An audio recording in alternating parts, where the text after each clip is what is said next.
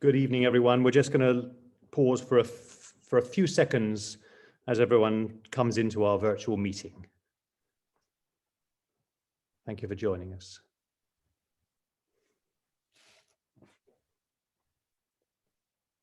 So hopefully everyone is with us. Welcome to this latest In Conversation event.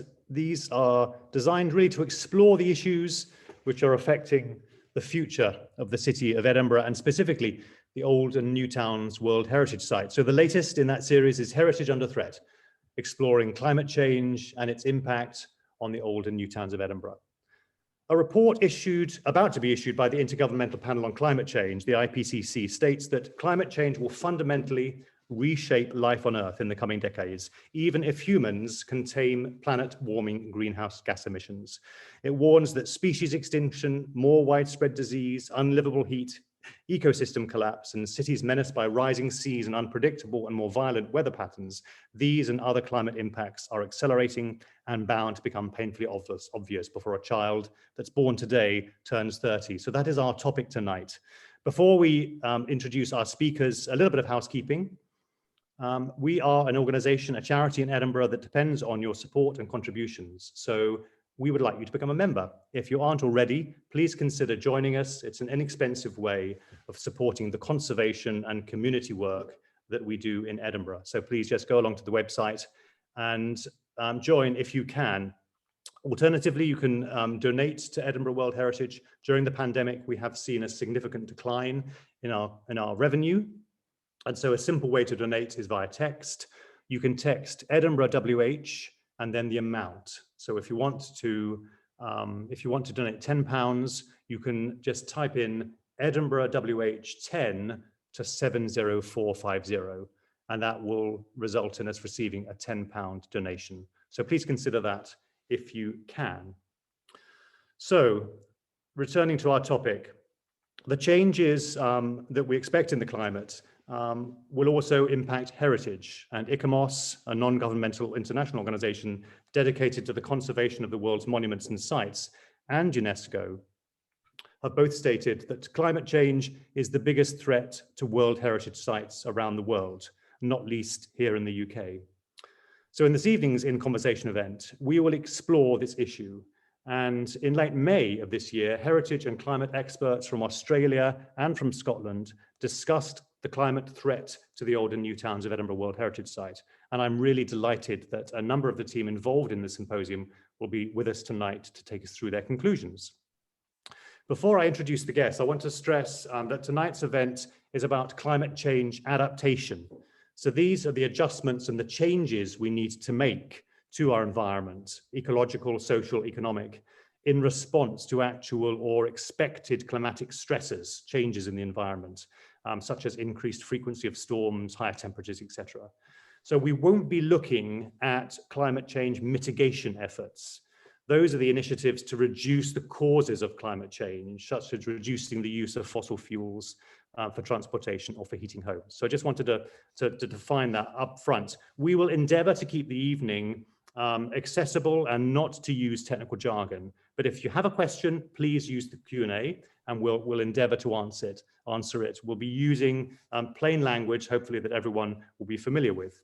So to introduce our speakers, Scott Heron, who is actually joining us from North Queensland, where it's 5 a.m. So absolute thank you, Scott, for joining us, is an environmental physicist whose work focus is coastal and near-shore environments and involves the synthesis of physical information with ecological, biological, and chemical characteristics of the environment.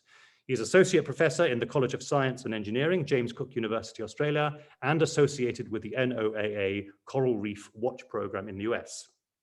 Scott is co-lead developer of the Climate Vulnerability Index, a tool that rapidly assesses climate vulnerability of World Heritage sites and other protected areas. Welcome, Scott. David Harkin works to better understand the risks and impacts associated with climate change on the properties of historic environment Scotland. In recent years, he's been the lead author on Historic Environment Scotland's first climate change risk assessment for their properties and care, and as part of our Place in Time Climate Change Working Group, helped produce the sector-wide Guide to Climate Change Impacts on the Historic Environment. Rebecca Jones is Head of Archaeology and World Heritage at Historic Environment Scotland and is a visiting professor at Heriot-Watt University. She is a graduate of the Universities of Newcastle and Glasgow and led the mapping for the successful UNESCO nomination of the Antonine Wall as a World Heritage Property in 2008. Jenny Bruce is the coordinator for the Old and New Towns World Heritage Site in Edinburgh. She splits her time between the Council and Historic Environment Scotland, advising on the impact of urban developments on the World Heritage Site and coordinating and driving forward the implementation of the World Heritage Site Management Plan. Prior to taking up this role, she managed the listing buildings team at the City of Edinburgh Council. And lastly, but not least, Yann Grandgirard is Climate Change Manager with Edinburgh World Heritage, leading our response to the climate emergency. Yann trained as a civil engineer in France and has more than 13 years of experience in project management in the construction sector, including maintenance, deep retrofits, which we'll explain later, hopefully, and new build with a focus on complex and strategic projects. Most recently, Yann has led the successful completion of the Canongate Housing Development Conservation and Energy Efficiency Project, which I'm sure you're familiar with on the Canongate, which has led to a significant improvement and conservation of the physical fabric of the building, as well as up to a 50% reduction in energy use. So on to the business of the evening. And we're really going to start by thinking about the difference between weather and climate, and who better to ask than David to really take us through that. What is the difference really when we talk about weather and climate, David? Yeah. Once you get your head into it, it's not that tricky, really. It's a question of scale or different scales. So when you're thinking about the weather, for example, that's the sort of day-to-day weather that you experience. You know, you sort of prepare for the weather. You know, you take a brolly out or you put a jacket on or whatever. So you respond on the day to the weather conditions outside your door. But climate is a wee bit different. Climate is the conditions that you might expect on that day, but really they take in a sort of almost like a 20 to 30 year average of expected conditions.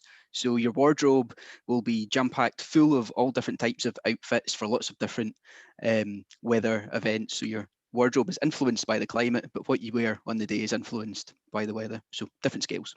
So, and looking at the science as it is today, then, in broad terms, how do we think that the weather in Edinburgh, the climate in Edinburgh will change then? Yeah, so predicting the future is really, really, really difficult. So saying with any certainty whatsoever what the climate will be like in the future it's not impossible, and it's full of uncertainty. But there are general trends in the climate, general trends in climate change that we're pretty certain of in the climate science world. So in Edinburgh, we can expect our winters to get warmer and wetter as the decades go on. We can expect our summers to get hotter and drier. We can expect to experience more intense rainfall events, changes in weather extremes, less snow and frost, etc. So all these changes driven by climate change, the extent to which they happen though will be ultimately controlled by how well we do in reducing greenhouse gas emissions. Right, so we're looking at slightly wetter, warmer winters and hotter summers. So it'd be interesting for the audience, I think, to perhaps think about, is there a city today that is experiencing a climate that we might expect Edinburgh to develop into at some point in the future? So Becky, I know you've been looking at that question. Are there comparable cities to what we can expect Edinburgh to become? Well, at the moment, the one that we actually think bears closest, it would be somewhere like London, somewhere in southeast England. And we're expecting to have sort of more of the weather and the temperatures of there. And what about Glasgow? I mean, Glasgow, is it not as wet as Glasgow then, I hope? I don't believe so, no. So that's an interesting comparison. So we have an evolving climate situation, obviously a climate that the city is not adapted to necessarily in terms of where it is today. So let's think then about the values of the city, what's special about Edinburgh. And I'm going to turn to Jenny now. Before we start thinking about the risks, let's just remind ourselves why Edinburgh is a World Heritage Site. What are the specific characteristics of the city that have really been called out by UNESCO as needing to be conserved and protected. And then I think that's a good basis to then start thinking about what the risks are and where the potential damage could be.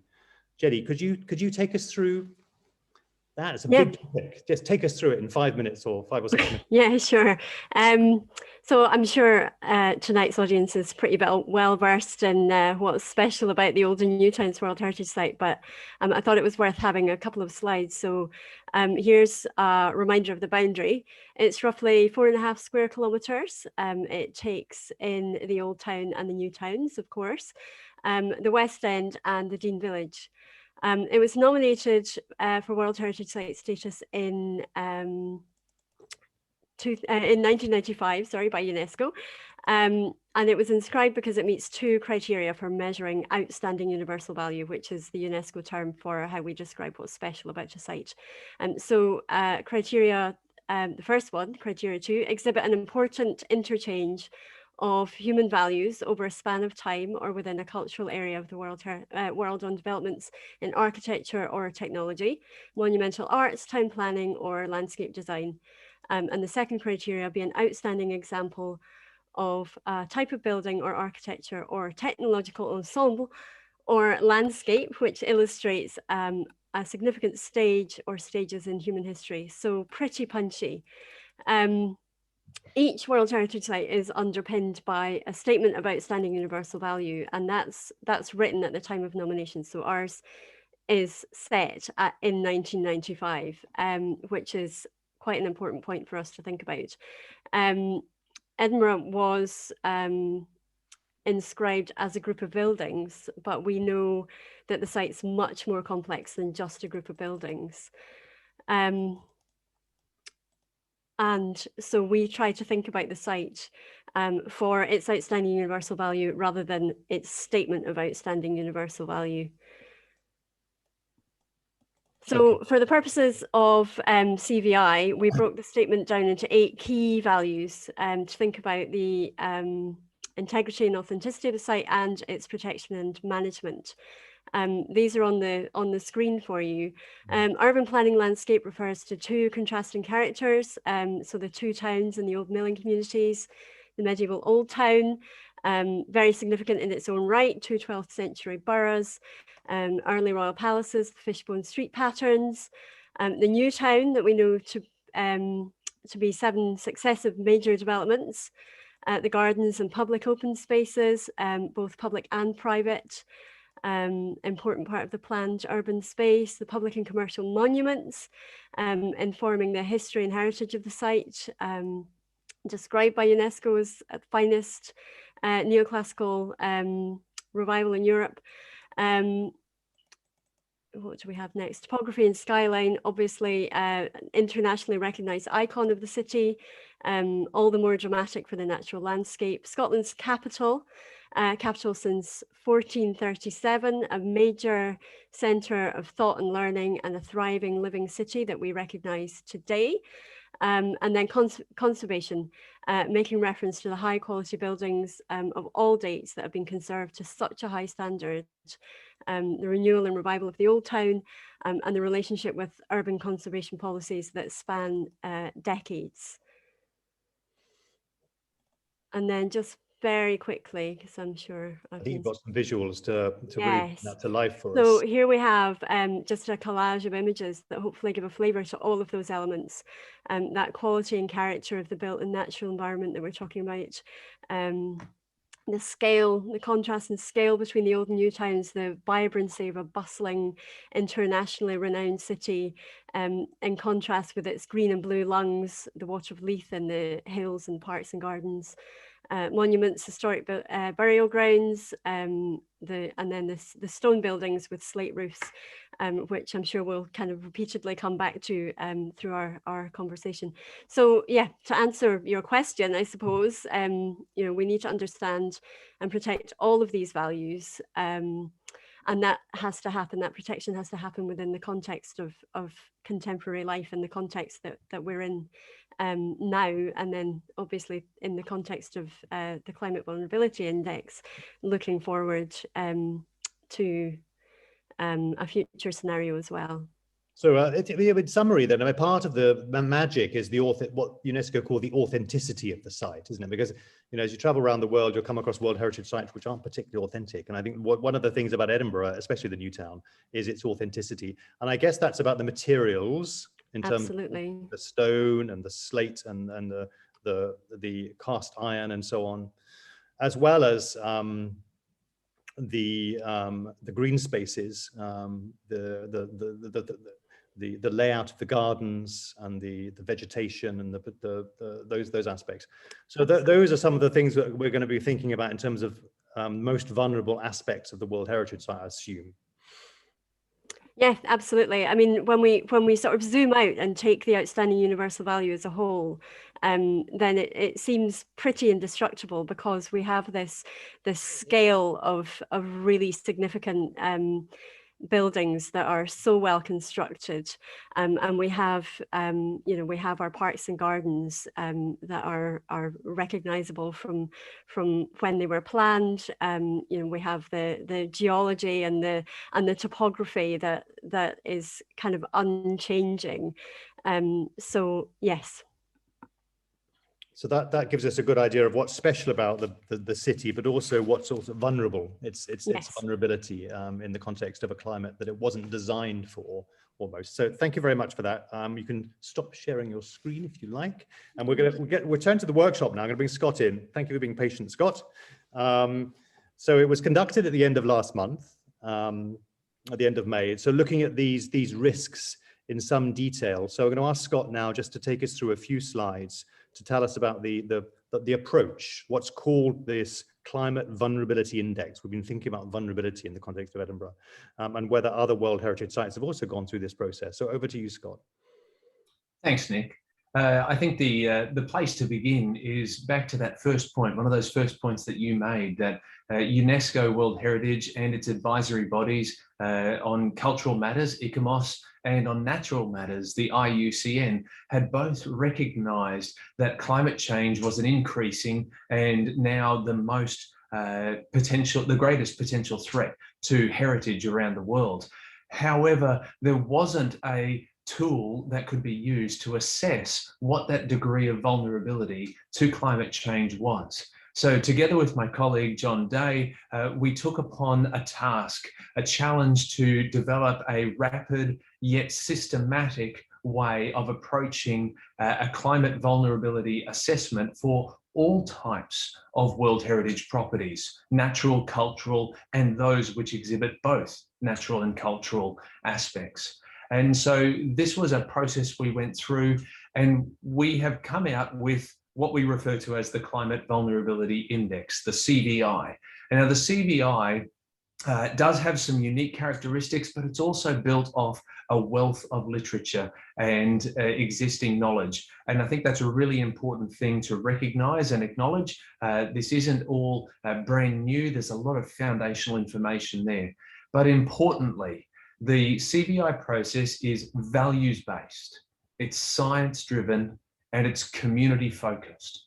So what do I mean by that? Values-based, you've just heard from Jenny a description of the values of the Edinburgh World Heritage property. We think it's foundationally important to begin at that place. It's science-driven. We use the latest climate science information, just as David summarised earlier, and we bring that together, founding on that information. We also bring in the best available information on the community, the economic and social and cultural aspects of the community. And once again, that idea of being community-focused, not only do we bring in that information, we bring in the perspectives of people representing different areas of the community. So it's not a narrow viewpoint from a science or a management perspective. It's a broad and diverse perspective that we bring together. Okay. Now, I mentioned previously. Before you show your slides, I'm just going to bring in, I'm going to bring you back just in a second, Scott. But Becky, or maybe Yann, just come in at this stage, Yann. So we understand the approach here in terms of this very valuable new tool that we've developed, because we know there's a risk, but we don't know how to assess that risk. So that's a key point. And we want to assess it not just with experts and with scientists, but also from the perspective of local communities and stakeholders. So that's great. Why is Edinburgh in the front of the queue here? Maybe Yann, if you could answer that question, then we'll come back to Scott. Yes, so basically at Edinburgh World Heritage and in the partnership that is in charge of the management of the World Heritage Site, so that includes Historic Environment Scotland and the City of Edinburgh Council. I think we had a very good knowledge on some specific impact of climate change affecting buildings or the public realm. For instance, we know that the drainage system is saturated at the moment, but we were lacking a more comprehensive understanding of the threat posed by climate change to the World Heritage Site, to its values, as Jenny mentioned, that are quite numerous, and its community. So the people who live in the city, who work, or the people who visit the city.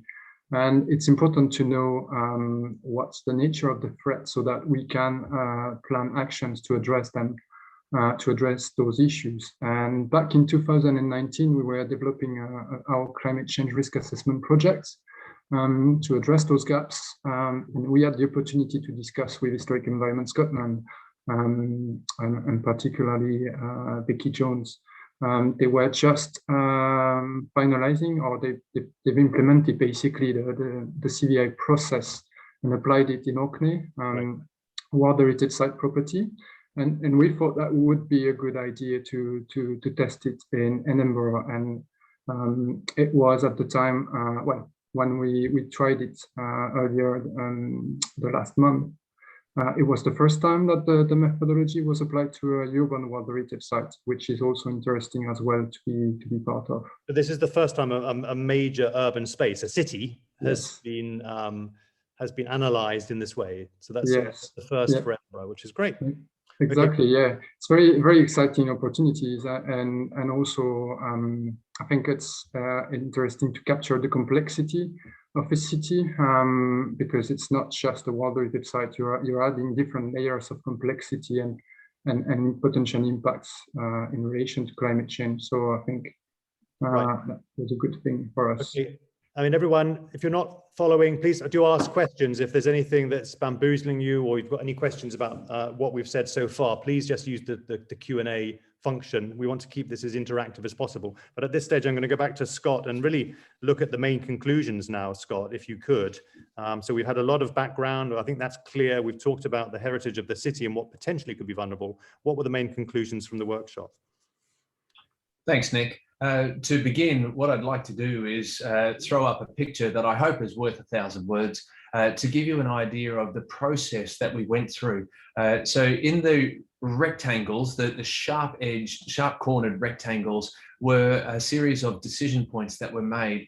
And as I mentioned before, our process is built off pre-existing material in some aspects. And this is an example of one of those. The skeleton, the framework that we use for the CVI is built off an intergovernmental panel on climate change framework to assess vulnerability. And that's those first 5 boxes that you see coming down to the orange box. I'd like to take us through now a brief process as to how we achieved our goals. The first thing that we undertook was to determine which of the climate stresses we felt were most pertinent to address in the workshop. And the first of those was precipitation trends. So looking at the climate projections, looking at the information available to us on the values of the site, we did an assessment of the level of exposure to future precipitation, as well as the sensitivity of the World Heritage key values in response to that. And that gave us an assessment on the risk matrix you see there. We followed that up with a further assessment of the capacity of the property to adapt in the face of that changing precipitation. And we examined there, the consideration of the workshop was that there was a very low capacity of the property system to adapt. And this led us to an OUV vulnerability assessment that was high in the red color on a traffic light scale there that you can see. That was the first of our key climate stresses. We also looked at temperature trends. And again, you can see the flow there on the charts that led us to a moderate or an amber level of vulnerability, and also the storm intensity and frequency, which also led us to an amber level of moderate vulnerability. So the overarching vulnerability of the Edinburgh World Heritage property was determined to be moderate. The next stage, as I mentioned before, values-based, science-driven, community-focused. We wanted to look and say, what would be the reflection of this vulnerability of the property and its values upon the community that are associated with and utilize this area. And so the way that we do that is, again, through some discussions and assessments of sensitivity or dependency and adaptive capacity. So here, again, we've gone through a process of consultation with the workshop group to determine that by considering dependency and adaptive capacity of the community in terms of economic, social, and cultural aspects, we achieved an assessment of a moderate vulnerability with respect to the community. So those are the two key outcomes. However, I hasten to point out, those are not the only outputs that we have from the workshop.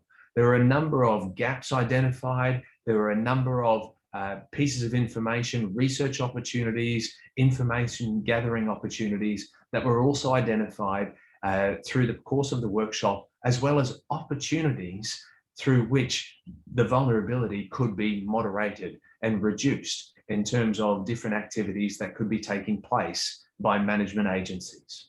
Okay, thank you, Scott. I mean, you can go stop sharing your slides now if you like. I'm just going to double click in there on this idea of adaptability, low capacity to adapt.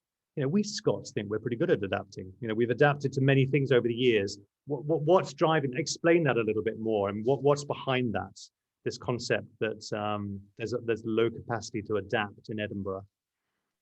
Well, depending upon the stressor that is being faced, there are varying degrees of adaptability that would be there. Now, with respect to the precipitation trend, the workshop group analysed a very low level of adaptive capacity. And that was really driven by the constraints of the property. If we look at the old town, there is a limited capacity to alter some of the water flow possibilities, to look at the underground water transportation situations because of the archaeological value. So then there's a trade-off that comes. Do you disturb some of the value to be able to mitigate these responses? Well, the World Heritage values are recognized for that ongoing and enduring existence. And so there is a conflict of perspective or a very clear compromise situation that would have to be encountered there to be able to take that forwards. So just because of the very sort of authenticity of the site and the value of the site and the value of the archaeology, that's what then leads to this relatively low ability to adapt to change versus other sites. Is that true? That's right. And then, and maybe it's also important to recognize that what we assessed in terms of adaptive capacity is what's available today. We're not talking about future ideas of how things could be generated or altered. We're talking about the capacity today. But this is a part of those knowledge gaps that we were able to generate through the course of the workshop to say, if there is an opportunity to create a measure, a new adaptive response, then that would be an opportunity to increase our adaptive capacity and potentially decrease the level of vulnerability. Right, just one last question at this stage for you, Scott. And so maybe just tease out for people, you talked about moderate risk for OUV, i.e. for the physical site, and for community. Maybe just spend a moment just explaining that difference and illustrate it if you could.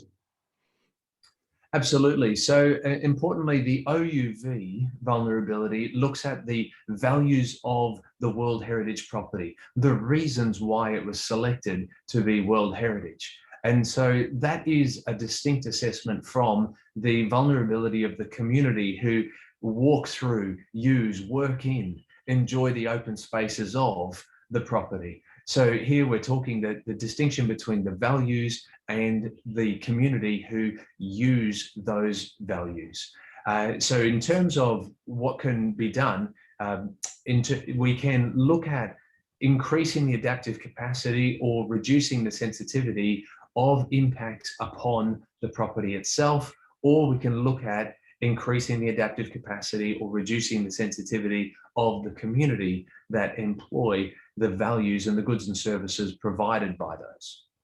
Excellent. Okay, so I'm going to open it up now a little bit to the other participants. We've got, if I understand it correctly, we've got these 3 climate stresses. So 3 areas where we expect change to occur in Edinburgh in terms of hotter summers, rainier winters, and then the impact on our heritage of higher frequency and intensity of storms.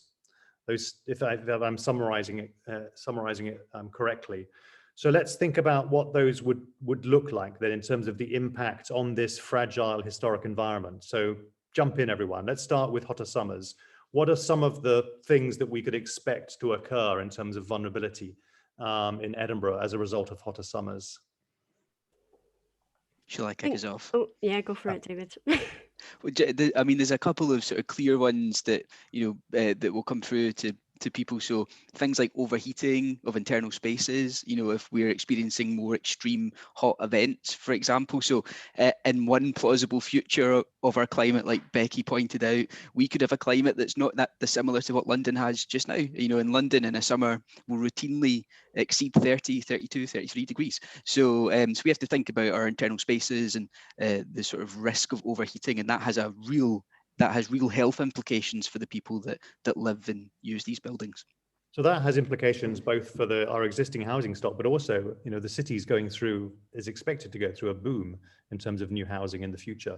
That presumably also needs to be taken into account now with those new builds in Granton and other areas. Absolutely, and if the sort of near-term, short-term decisions that we're making now, if you're not considering the future climate in those decisions, then all you're doing is locking in risk.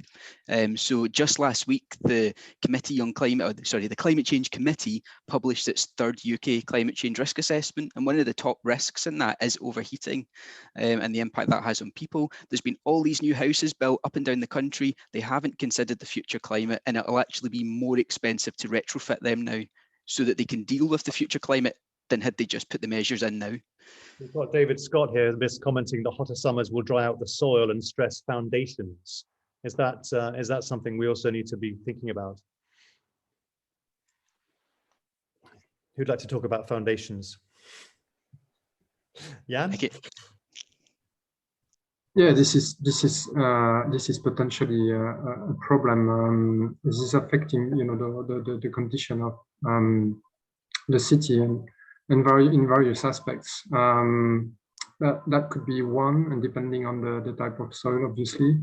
I'm also thinking on the impact of hotter summers on park and green spaces, specifically plants, trees, species that may be unable to cope on a long-term basis with higher temperatures.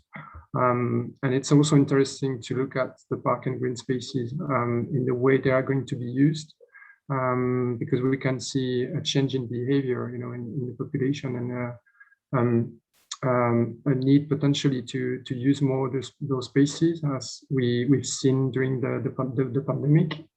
And that could increase the pressure on those spaces, and with potential increased commercialization pressures as well that we're already experiencing. So I think it's about direct impacts resulting from climate change, but also indirect impact on how people are changing their behavior. So it's also important to take this into account.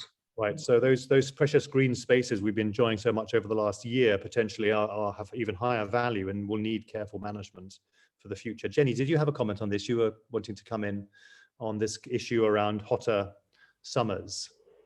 I was going to come in on the point in parks and green spaces. Okay. Yeah. So are there any other comments around this?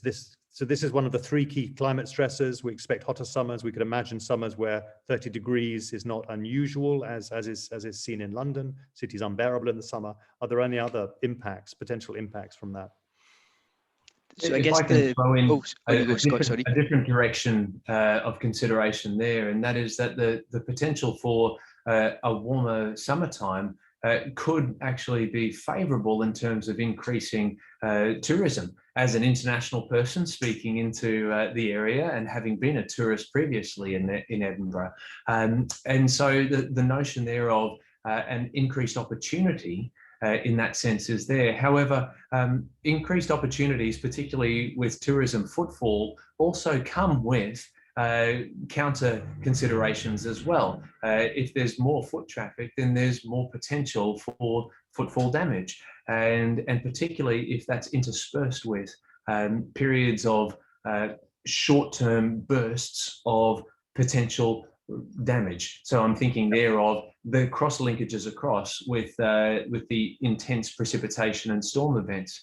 And so there's a careful management consideration that will need to be undertaken going into the future in that regard also. Yeah, so with a longer, drier, warmer spring and summer, it may be the opportunity finally for Edinburgh to spread out its tourism load more evenly through the year. Because obviously, as you know, at the moment, it's concentrated very, very much during the festival season in the high summer period. So that's a really interesting point. So let's think about winters then, impacts on our heritage of rainier winters. And I guess this is one of the most significant stressors in terms of its impact on our stone buildings and our roofs. Who wants to develop that theme and talk about those potential impacts? I think we can mention the usual problems we're already experiencing with vegetation growth on buildings. This is a problem that is going to get worse in the future. And obviously, we need to consider more maintenance to make sure we remove the vegetation, we clean the gutters. And this is a way we can increase the adaptation, the adaptive capacity of the city to cope with these problems. Also, the problems in terms of staining on monuments and buildings as well. It's something to keep in mind. And we can also experience issues with more fungus, internally in the buildings, with more humidity in the air. So it's sometimes already happening. But the effect of climate change is also to exacerbate the existing issues. And in buildings, for instance, where you have a lack of ventilation, you can get easily and very quickly more moss and mold, and that could be really problematic in terms of health issues. Something to consider also, depending on the vulnerability of the people who are in the properties. So the impact of vegetation on our stone buildings and on our structures and monuments and so on, this seems to be something that is already becoming significantly worse than it has in previous years.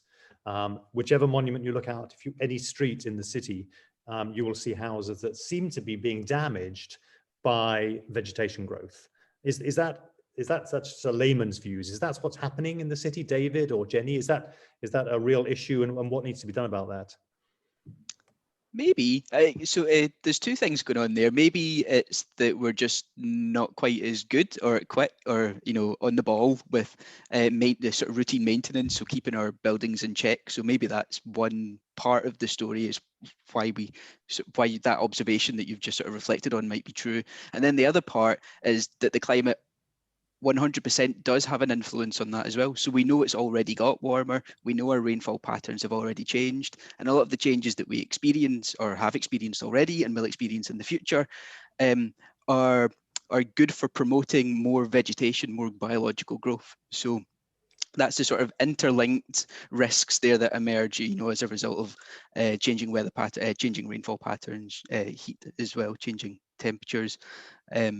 So yeah, I think everyone, people that attend Edinburgh World Heritage events must, the chat about maintenance is not new, and it's really, we understand this, we know this, like good maintenance will lead to good, will stand the historic environment and the best possible chance of weathering the change that we expect to experience in our climate. A well-maintained property in Scotland, of traditional nature, is actually pretty robust to the climate in which we're situated, and can be pretty robust to the future climate as well.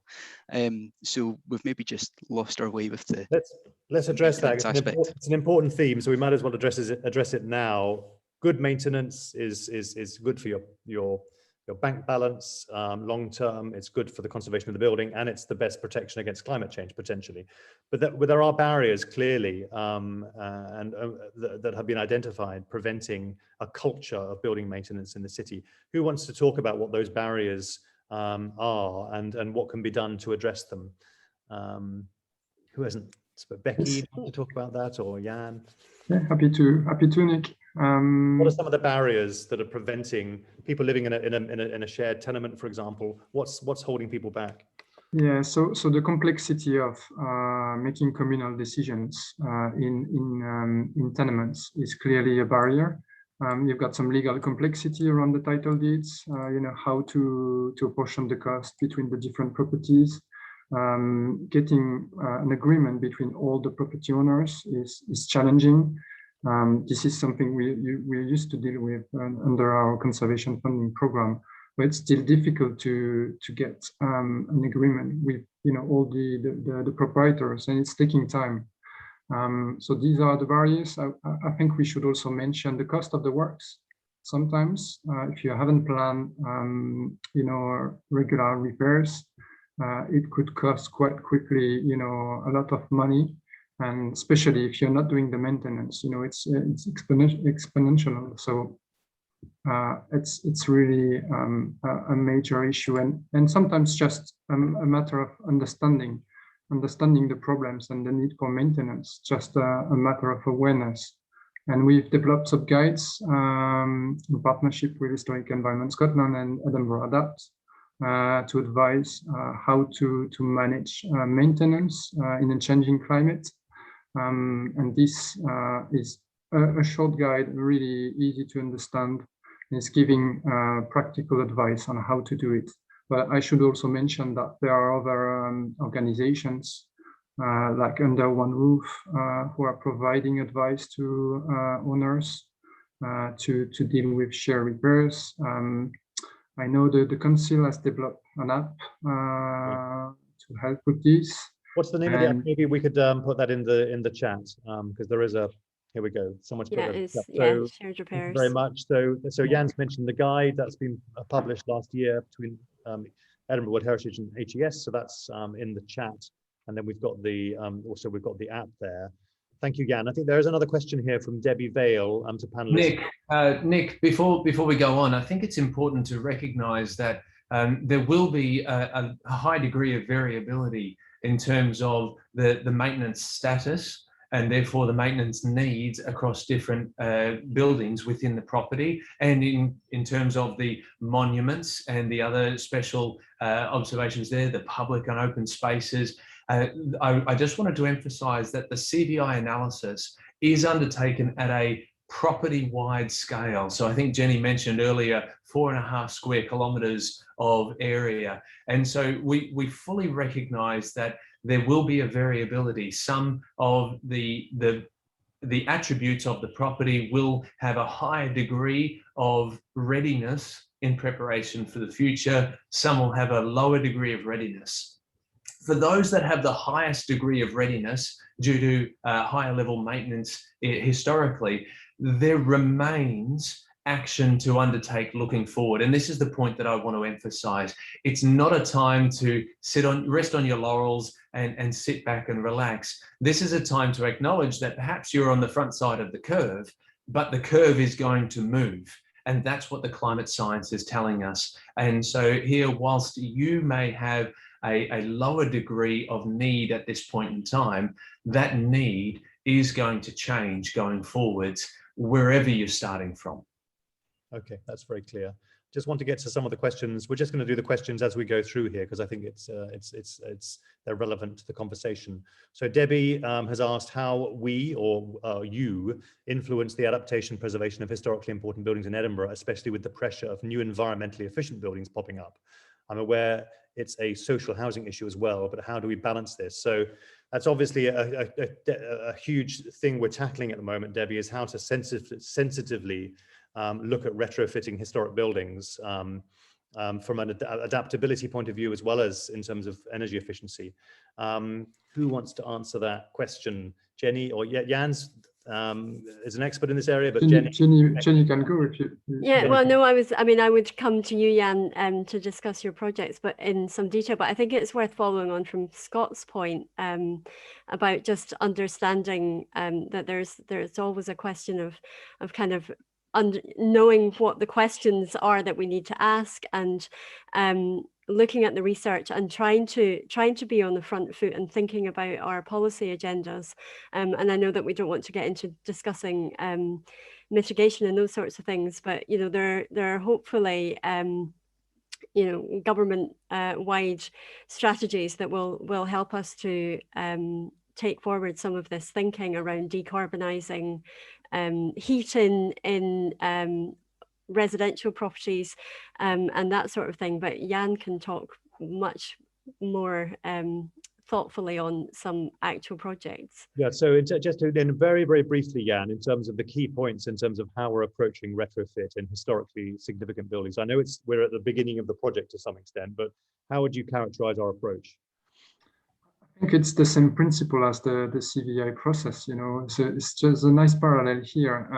We need first to understand, what's valuable about a building, just to make sure we preserve those historic features that are of importance. So the first step is really to understand what we have, and then starting from there, building a strategy that would respect and even enhance those values, so those characteristics, for instance, architectural features or historical elements of the building. So, but it's really a matter of balancing the need to address the problem, so for instance, improving energy efficiency, with the need to preserve the historical and architectural significance of a building.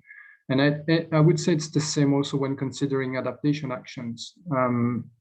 It's a matter of trying to solve, on one hand, the future problems we have with the impact of climate change. We're also making sure we're preserving the character and the values that Jenny presented and that are so important about the World Heritage Site. So it's making that balance, that managing change, basically, making sure we address the problems, but making sure at the same time we respect and we preserve, and also we try to enhance, take the opportunity to enhance the values of the World Heritage Site. Okay, so we'll come back to some of the questions from the audience a little bit later on, but let's go back, if we can, just to the workshop for a moment. So we've talked about 2 climate stresses. We looked at hotter summers, we looked at rainier winters. There's also this whole area of increased frequency and intensity of storms. Could someone explain that really to the audience? What are we thinking about there? What does that look like in a Scottish context? And what are the potential areas of damage that can cause? Do you want me to start on that one? I mean, I think we are all getting a bit more familiar with sort of concepts of flash floods and this sudden emergency amount of rainfall. And, you hear statistics of a month's worth of rainfall in a day and that side of things, and you see it running down the streets. And it's particularly visible in parts of Edinburgh, where you've got the setting of the Royal Mile and the steps coming down and the water gushing down the streets. And the impact that that's having, there's obviously an impact on buildings, particularly where buildings have got maintenance issues. When you've got increased wind and the storminess that sometimes goes with this, that's going to have an effect on the stonework, on the roofs.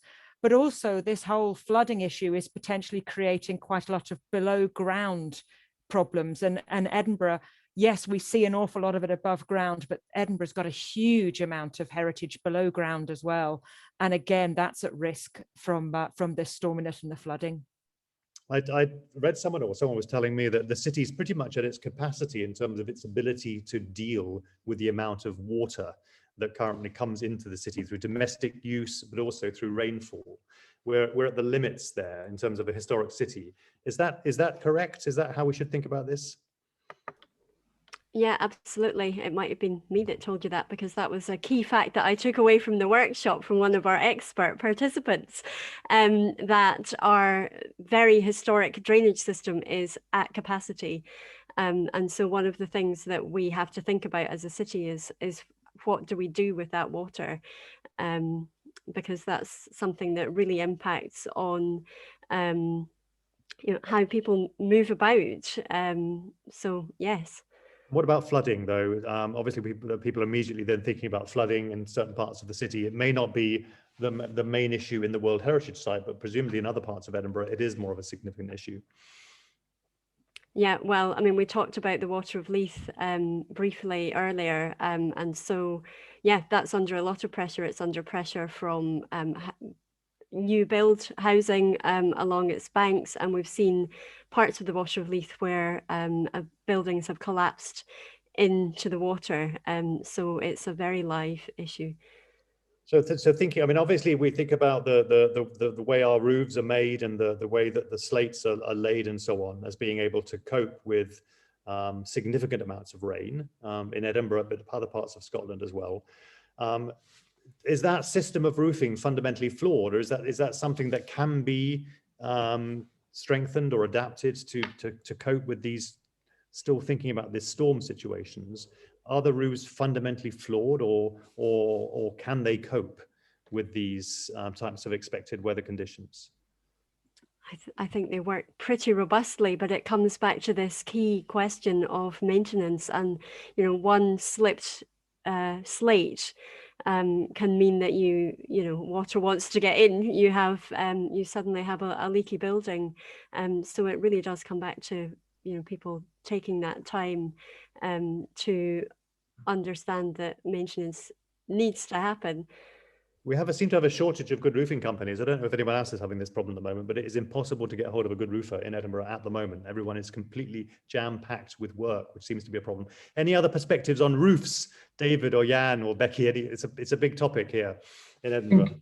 I think Jenny rightly mentioned the need for maintenance first, but in some instances, it all depends on specific buildings. You may have to change slightly the detailing, so the architectural detailing of the roof, to make sure you can accommodate more rainwater. So it really depends. It's just another level, in terms of adaptation. The first level is really making sure the building is well maintained. But then maybe you need to adapt the gutters. You may need to adapt slightly the downpipes. Some technical changes. What about the impact? I mean, so much of the roofing is lead in Edinburgh in the World Heritage Site, which is a good material because it can expand and contract if it's properly fitted. What are the implications for that type of material on the roof? Is that good to go, or does that need to be considered? The ways of changing our reliance on lead roofing? Well, I don't think, again, it's really down to the detailing. And if the detailing is unable to cope, then it's maybe worth,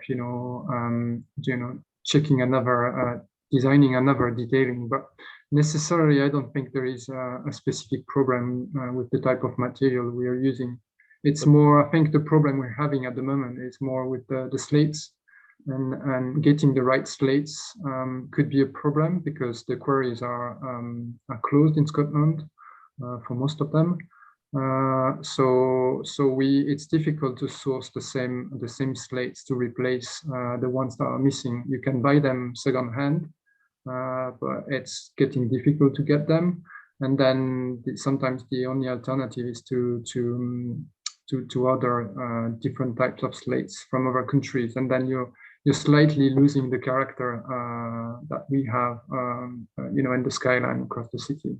Right. So I think also going beyond buildings and roofs, there was another factor that was identified through the workshop here with respect to the green spaces. Understanding that there has been an expansion in the use of these green spaces. You referred to the festival time of the year, Nick, and the utilisation of the parks and open spaces. If we combine the notions now of different climate stresses, where increased temperatures can dry out the soils, but flash flooding events can come in and cause a greater degree of erosion or a muddying of the parks and open spaces, are we now seeing the combined influences of these different future climate stresses coming into effect, one of the key values of the property? And so a linkage in of how then to manage the use of those property areas in the context of highly variable events that may or may not occur and may occur with a greater degree of frequency one year and a near zero frequency the next year, is a challenge, but a challenge that I think can be met by the community. That's one of the key things that we mentioned in there, was that the measure of adaptive capacity of the community to be able to roll with the punches, if you will, and be able to say, we anticipate these changes could occur. Here are our ways of being able to move forwards to minimize the overall impacts and work together to do this.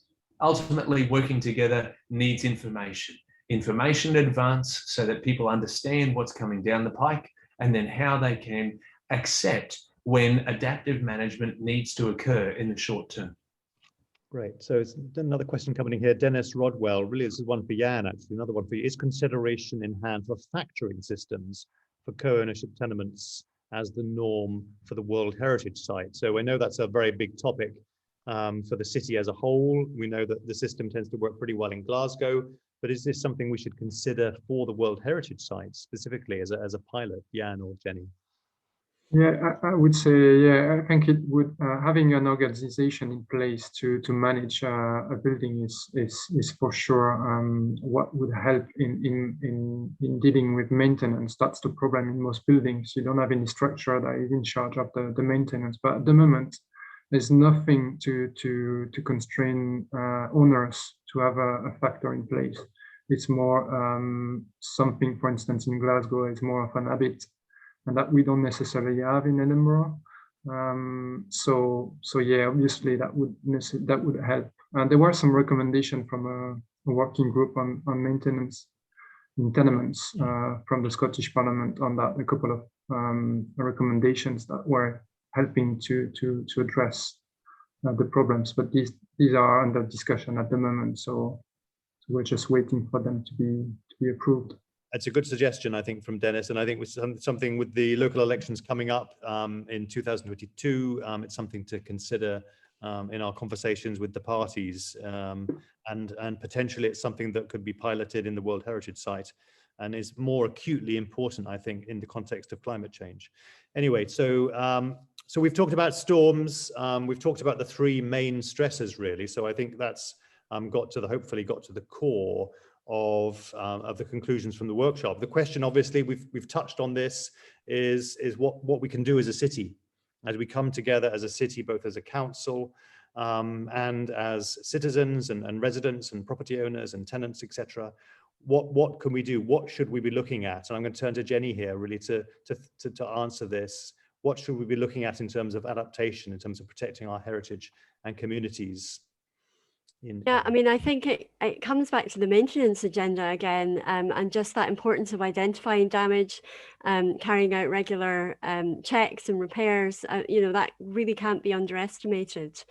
Partners around the table have produced a maintenance guide that we know about. We've got the shared repairs app, which hopefully people can repair your building with your neighbors, kind of swipe left.